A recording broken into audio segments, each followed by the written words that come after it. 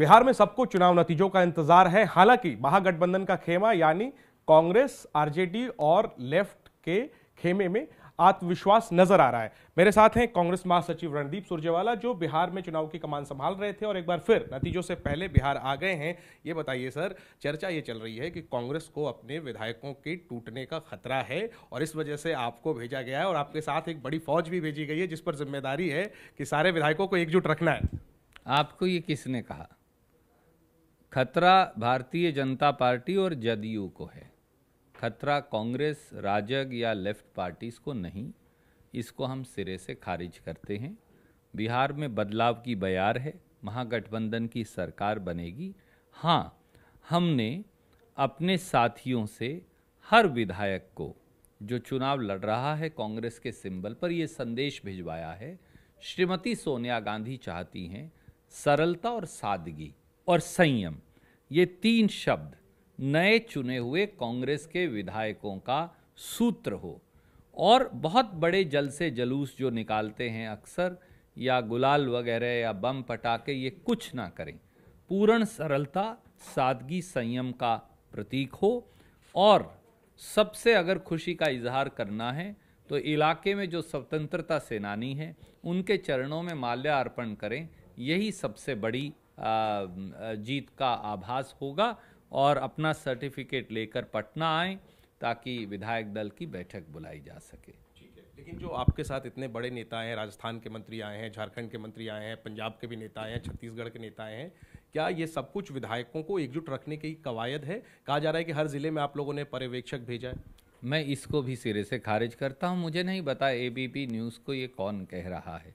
मैं आपसे केवल ये अनुरोध करूंगा, हमारे प्रभारी हैं शक्ति सिंह गोहिल जी, और अभी भी हम दूरभाष पर उनसे संपर्क बनाए हैं क्योंकि वो कोरोना पॉजिटिव थे, इसीलिए बाकी के साथी आए हैं। नहीं तो वो अकेले आते, दोनों सेक्रेटरी, दो तीन सेक्रेटरीज इंचार्ज हैं, वो आते और बात वो स्वयं कर लेते विधायक साथियों से।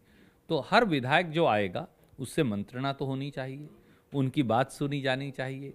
सरकार के प्रोग्राम्स को लागू करने के लिए उनकी राय मशवरा लिया जाना चाहिए। तो स्वाभाविक है 2-3-4 साथी आना और उनसे राय मशवरा करना। ठीक है, कांग्रेस को किस तरह की उम्मीदें हैं कल की तारीख को लेकर के? कितनी सीटें गठबंधन की और कितनी सीटें खुद अपनी पार्टी की उम्मीद जता रहे? एबीपी को आप याद होगा, मैंने पहले से ही हमेशा ये कहा है कि हम 150 और 150 प्लस सीट्स लाएंगे। अभी भी हमें उम्मीद है कि ये गठबंधन उस आंकड़े पर जाएगा। और कांग्रेस के लिए मैंने लगातार कहा है कि हम 40 से 50 के बीच में सीट्स लेकर आएंगे। हमें उम्मीद है कि हम उस पर खरे उतरेंगे। और चुनाव नतीजों के बाद मुख्यमंत्री का चेहरा तो आपका तय है, क्या कांग्रेस को उप मुख्यमंत्री का पद मिलेगा? कांग्रेस इसका दावा करेगी? मैंने इसका कल भी जवाब दिया था और आज फिर मैं कहता हूं, हमारी लड़ाई बिहार के नवनिर्माण की है। ये सत्ता परिवर्तन की लड़ाई नहीं, ये व्यवस्था परिवर्तन की लड़ाई है। बिहार ने जब देश को एक नई दशा और दिशा दी है, जाति और धर्म के बंधन को तोड़ विकास को अपनाने की, तो एक नई किस्म की सरकार देंगे जहां सत्ता का संघर्ष नहीं, विकास के लिए संघर्ष होगा। सरकार में सम्मानजनक भागीदारी मिलेगी कांग्रेस को?